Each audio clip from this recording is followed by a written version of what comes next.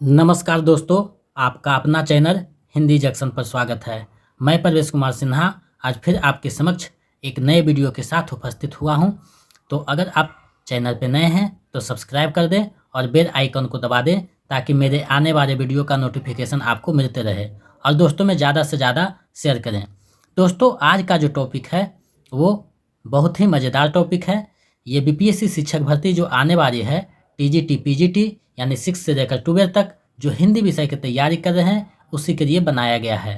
तो इसमें हिंदी की गद्य विधा यानी नाटक को पढ़ेंगे। नाटक के जो है शुरुआत से लेकर अंत तक पढ़ेंगे कि नाटक जो है कितने लिखे गए, कौन कौन महत्वपूर्ण है, किससे प्रश्न पूछा है। इसमें हम लोग हिंदी की गद्य विधा नाटक के बारे में जानेंगे कि कौन कौन से नाटक लिखे गए और जो है कौन कौन से महत्वपूर्ण नाटक है जिसको हमें पढ़ना है, कहाँ से प्रश्न पूछे जाता है। और इसी पे जो है हम लोग एमसीक्यू भी करेंगे ताकि परीक्षा का पैटर्न हमें पता चल सके।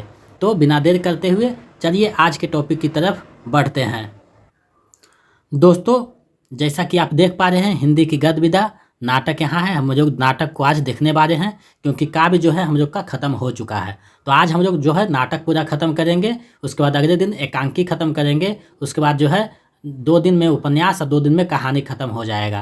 तो हम लोग जो है कोशिश कर रहे हैं कि एक एक टॉपिक को एक एक में समाहित करते चले जाएं और जो चीज़ें यहाँ छूटेगी उसको हम लोग एमसीक्यू में देख लेंगे। तो आपको ये चिंता करने की बात नहीं है कि हमने ये टॉपिक को छोड़ दिया है।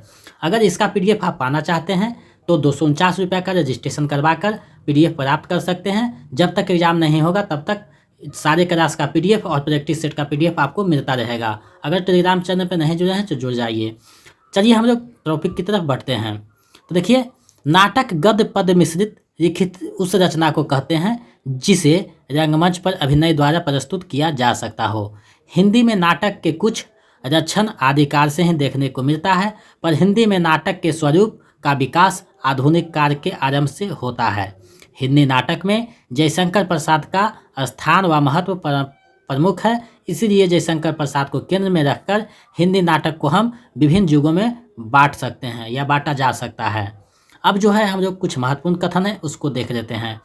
तो रामचंद्र शुक्ल का कथन है कि विलक्षण बात यह है कि आधुनिक गद्य साहित्य की परंपरा का परिवर्तन नाटकों से हुआ। उसके बाद द्विवेदी प्रसाद जो है वो लिखते हैं कि नाटक विशुद्ध साहित्य नहीं है। विशुद्ध साहित्य शब्द और अर्थ पद, यहाँ थोड़ा सा टाइपिंग मिस्टेक हुआ है, पद और पदार्थ के सहित रहने वाली चीज़ है। तो ये जो 2 कथन है बहुत महत्वपूर्ण है, इसको आप लोग ध्यान में रखिएगा, एग्जाम में पूछा जा सकता है।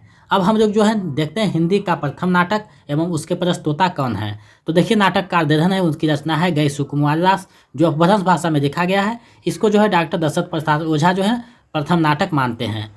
जो विद्यापति है उनकी रचना जो है गोरक्ष विजय मैथिली भाषा में, तो गणपति चंद्रगुप्त उसको जो है प्रथम नाटक मानते हैं। महाराज विश्वनाथ सिंह जो है उनकी रचना जो आनंद रघुनंद है ब्रज भाषा में, तो बच्चन सिंह और रामचंद्र शुक्ल उसे प्रथम नाटक मानते हैं। लेकिन जो भारतेंदु हरिश्चंद्र हैं वो गिरधर दास गोपाल चंद्र जो नाहुस रचना है उनकी ब्रज भाषा में उसे मानते हैं। तो आपने देखा कि कौन जो है प्रस्तोता कौन से नाटककार को प्रथम नाटक मानते हैं। तो ये चीज़ें आपको थोड़ा सा ध्यान में रखना होगा। तो 2-4 बार इसे पढ़िएगा तो ध्यान में आ जाएगा। हम लोग जो है डायग्राम से समझते हैं कि नाटक को हम विभिन्न युगों में कैसे बांट सकते हैं। तो हिंदी नाटक का विकास इसको हम लोग देखते हैं। तो देखिए, पहला जो है भारतेंदु युग, उसके बाद द्विवेदी युग आएगा, उसके बाद प्रसाद युगीन रहेगा, उसके बाद प्रसादोत्तर नाटक, उसके बाद समकालीन नाटक। ये 5 खंड में जो हम नाटकों को देख लेंगे। तो सबसे पहले जो है भारतेंदु नाटक आता है, भारतेंदु युगीन नाटक। भारतेंदु युगीन नाटक यहाँ पे देखिए लिखा हुआ है, तो हम लोग इसी को देखते हैं। खड़ी बोले में प्रथम आधुनिक नाटक लिखने का श्रेय भारतेंदु जी को है। भारतेंदु का युग नाट्य साहित्य का प्रथम चरण है। यह दौर सामाजिक सांस्कृतिक राजनीतिक परिवर्तनों का दौर था। एक बार पाश्चात्य संस्कृति का समर्थक था तो दूसरी ओर विरोधी। ऐसे समय में नई मान्यताओं, दृष्टिकोण व सृजनात्मक दिशा देने की जरूरत थी। भारतेंदु जी ने ऐसा ही प्रयास किया। भारतेंदु हरिश्चंद्र के समस्त मौलिक व अनुदित नाटकों की संख्या 17 है, जो इस प्रकार है। अब जो है हम इनके जो है मौलिक नाटक है जहाँ से प्रश्न बनते हैं उसको हम लोग देख लेते हैं। तो देखिए, यहाँ मौलिक नाटक जो 8 है इनके, उसको हम लोग देखते हैं। तो सबसे पहले जो है यहाँ देखिए, नाटक है, प्रकाशन वर्ष ईस्वी में है, नाटक का प्रकार है और नाटक का विषय है। तो वैदिक हिंसा हिंसा ना भवती, इसका प्रकाशन 1873 ईस्वी में हुआ था। ये पर हसन है, ये जो है प्रहसन है। सामाजिक धार्मिक विसंगति पर व्यंग्य किया गया है इसमें। आगे जो है प्रेम जोगनी आता है, जिसका प्रकाशन 1875 में हुआ। ये 4 अंकों की नाटिका है जो काशी में हो रहे पाखंडों व आडंबरों का सूक्ष्म चित्रण करता है। उसमें एक बाद विशस्य विस्मौषधम है 1876 में। एक पात्रीय नाटक है जिसे भान कहा है भारतेंदु हरिश्चंद्र ने। ये बड़ौदा के गायकवाड़ को जब उनके पद से अपदस्थ होने पर जो प्रक्रिया था दूसरे को बैठाया जाता, उसी पे लिखा गया है। आगे जो है हम लोग देखते हैं उनकी और जो नाटक है। तो चंद्रावली है, श्री चंद्रावली कहीं लिखा जाता है, चंद्रावली उसी को कहा जाता है। तो 1876 में ये नाटिका है, इसमें वैष्णव भक्ति यानी कृष्ण प्रेम का अद्भुत चित्रण किया गया है। आगे जो है भारत दुर्दशा है, जिसका प्रकाशन 1880 में हुआ। कहीं कहीं 1875 दे देता है, लेकिन 1880 ही सही है।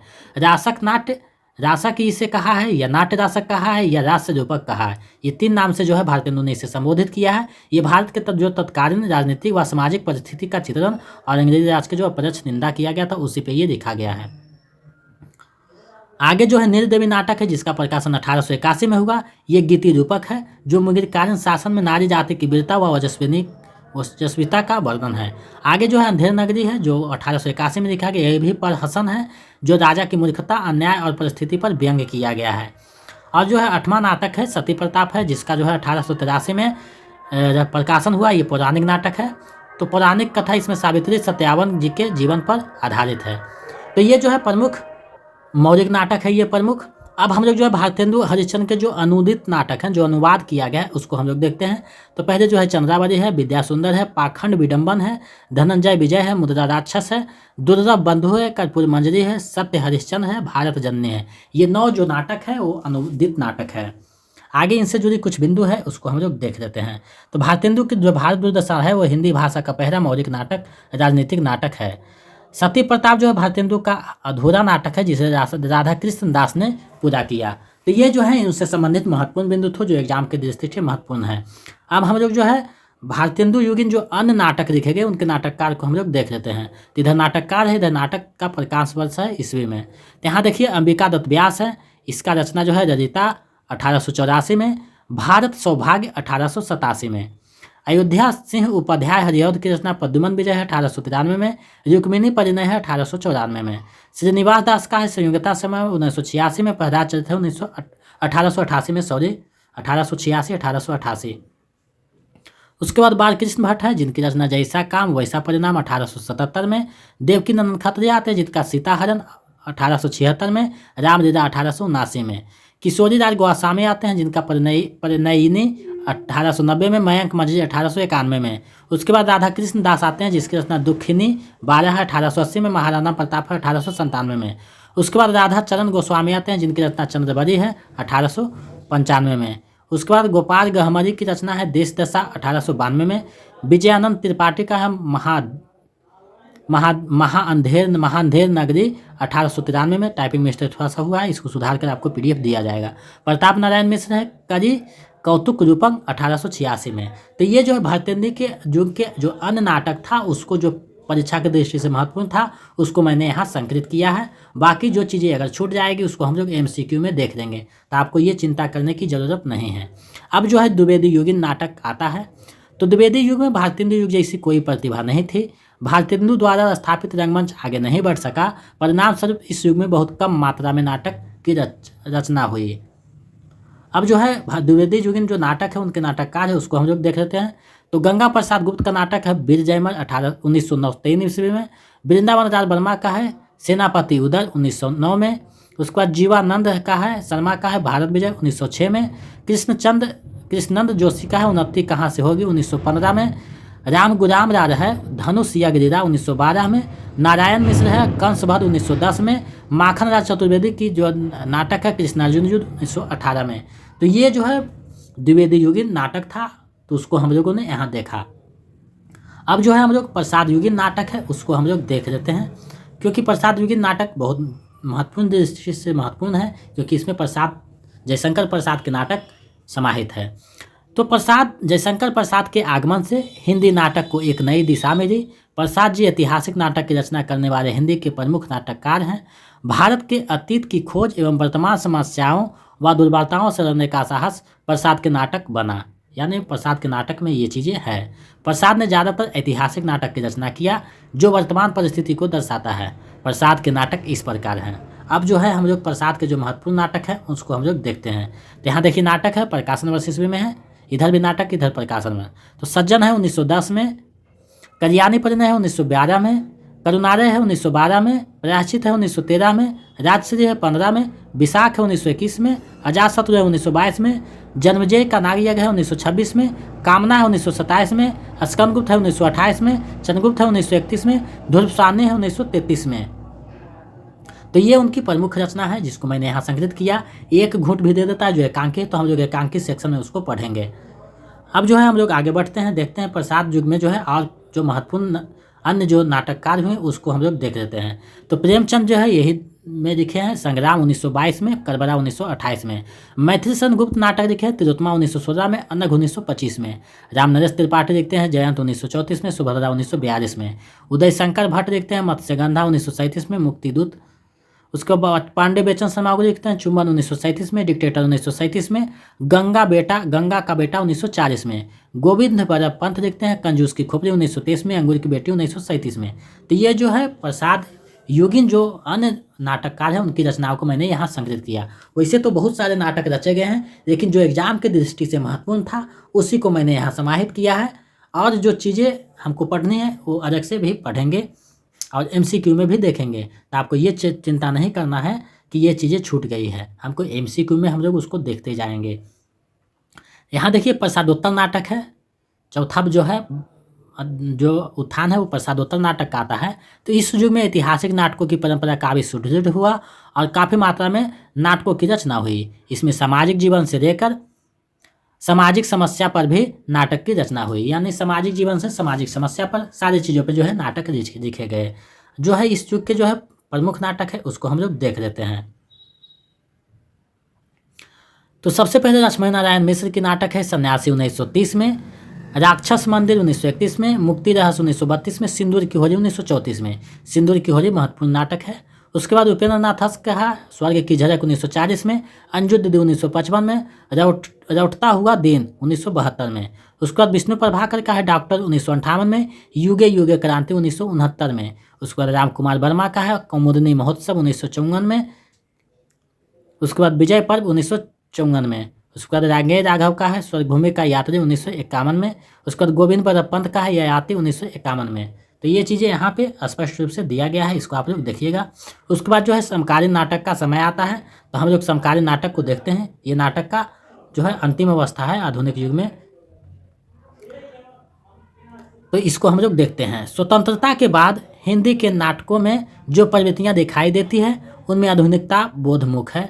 अतः इस दौर में जो नाटक लिखे गए उनमें मध्य वर्ग की आकांक्षाओं व विडंबनाओं का चित्रण किया गया है। यहाँ देखिए स्पष्ट लिखा हुआ है। आप लोग इसको जो है 2-4 बार देखिएगा तो आपको ध्यान में आ जाएगा कि कौन सा नाटक किसका है।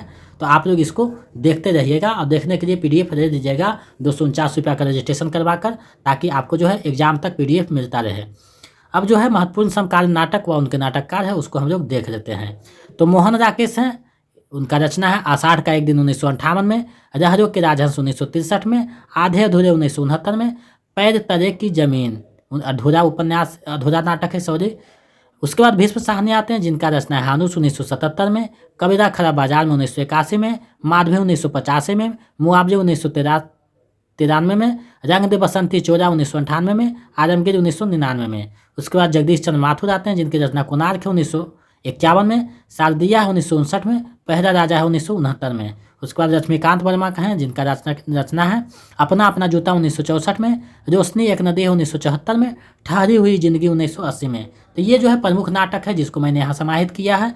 बाकी ऐसे तो नाटक बहुत सारे हैं, आप जो है पुस्तक जो सजेशन किए हैं उसको 1-2 बार देखिएगा ताकि आपको ध्यान में जो है कुछ बैठता रहे।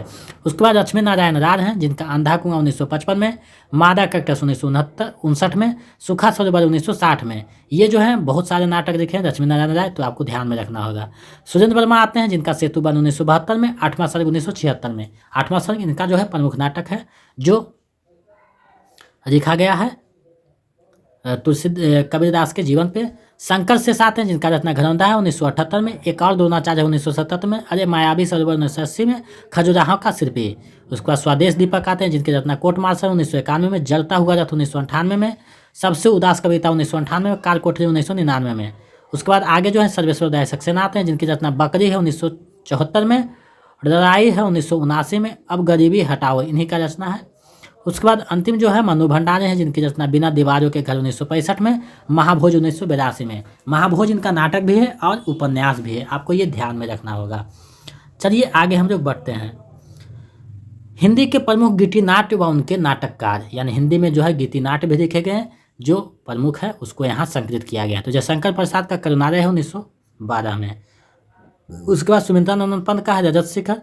धर्मी भारती का अंधा युग 1955 में। लक्ष्मी नारायण का है सूखा सरोवर 1960 में। दुष्यंत कुमार का एक कंठ विस्फाय 1963 में। भारत भूषण अग्रवाल का है अग्निरिक 1976 में।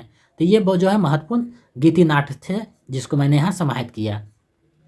अब कुछ महत्वपूर्ण बिंदु है इससे संबंधित, उसको हम लोग देख लेते हैं ताकि 2-4 पॉइंट और स्पष्ट हो सके। तो अग्निरिक जो है राम के जीवन पर लिखा गया गीति नाट्य है। लोकनाट्य शैली में भिखारी ठाकुर का जो नाटक विदेशिया है अत्यंत लोकप्रिय नाटक है।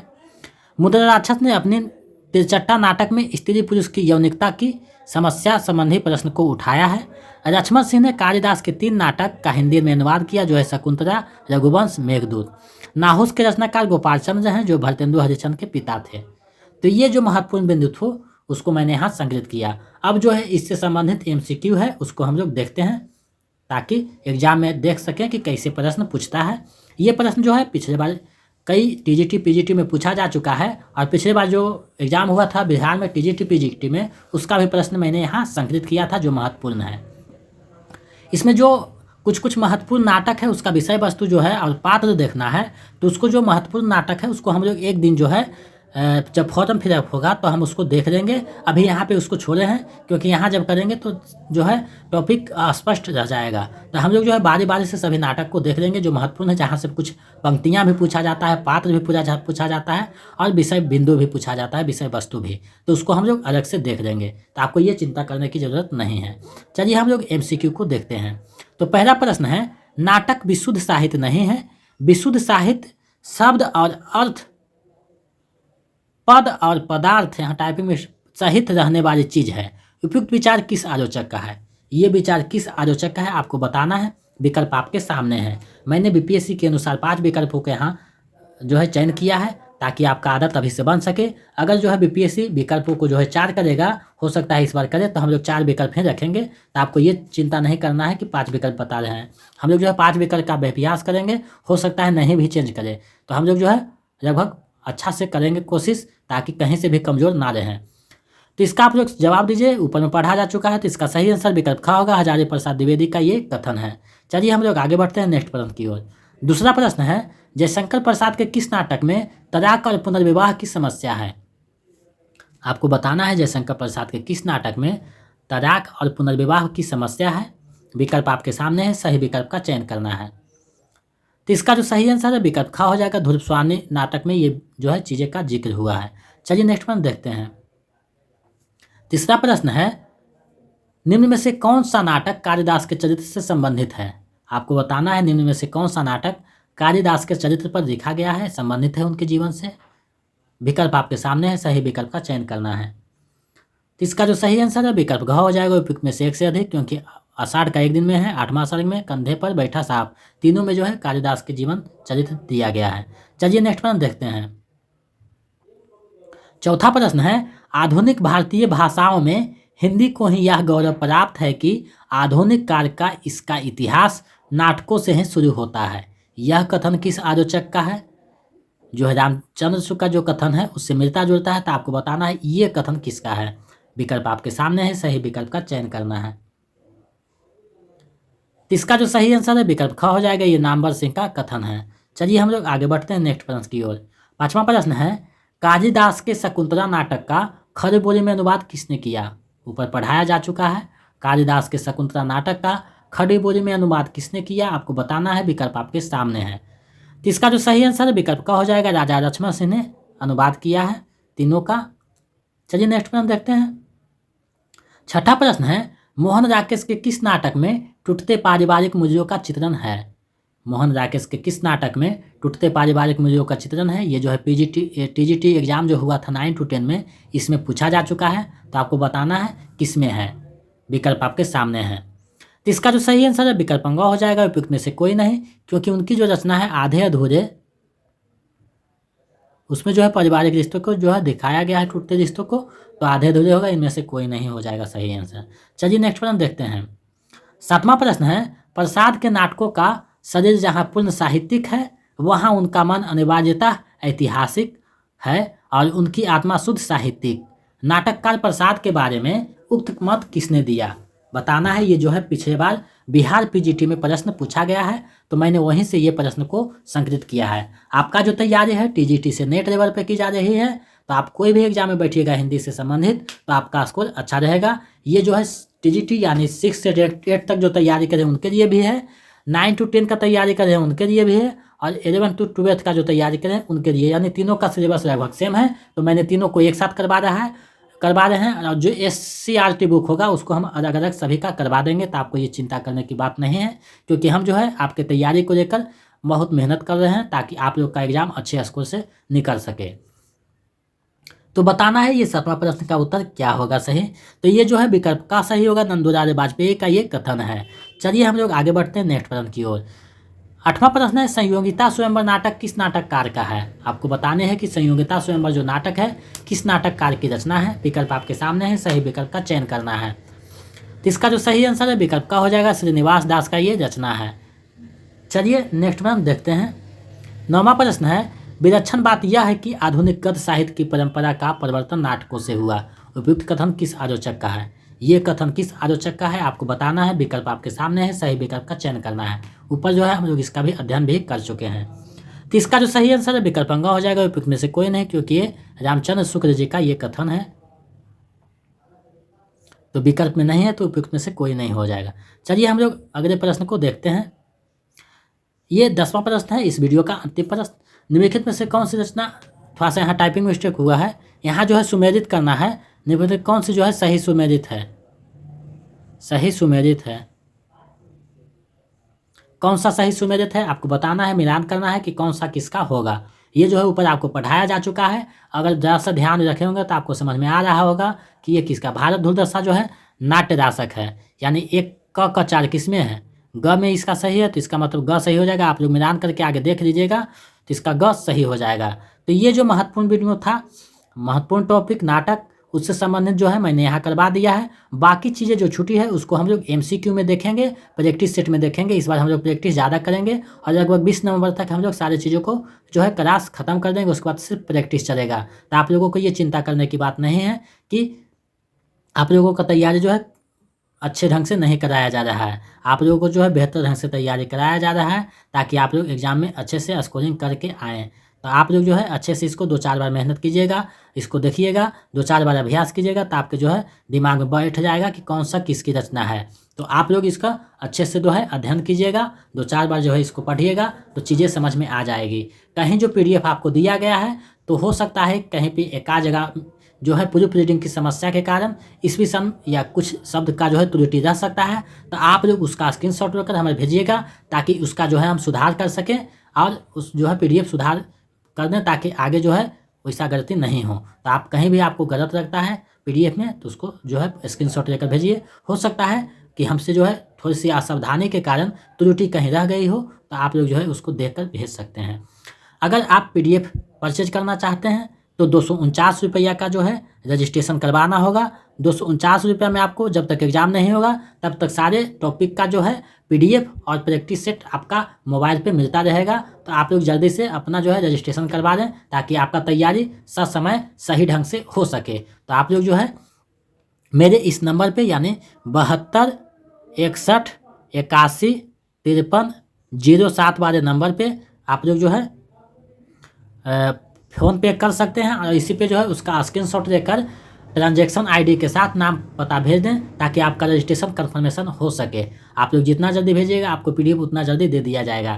तो आप लोग जो रजिस्ट्रेशन नहीं करवाए हैं जल्दी से करवा दीजिए। अगर चैनल पे नए हैं तो चैनल को सब्सक्राइब कर दीजिए और दोस्तों में शेयर कर दीजिए ताकि हमें एक मोटिवेशन और उत्साह मिलता रहे। आज जो है सुबह से जो है इस टॉपिक को बनाने में लगे थे, बहुत मेहनत करने के बाद ये बना है, तो अभी मैं इसको अपलोड कर रहा हूँ। आपका जो है ससमय सही ढंग से क्लास चलेगा तो आपका जो है तैयारी को हम अच्छे ढंग से जो है मजबूत करने की कोशिश कर रहे हैं ताकि कहीं जो है आप कमज़ोर ना पड़ें। तो आप लोग जो है वीडियो को देखते रहिए और चैनल पे बने रहिए। मिलते हैं नए वीडियो में। बहुत बहुत धन्यवाद। ऐसे ही सहयोग बनाए रखें।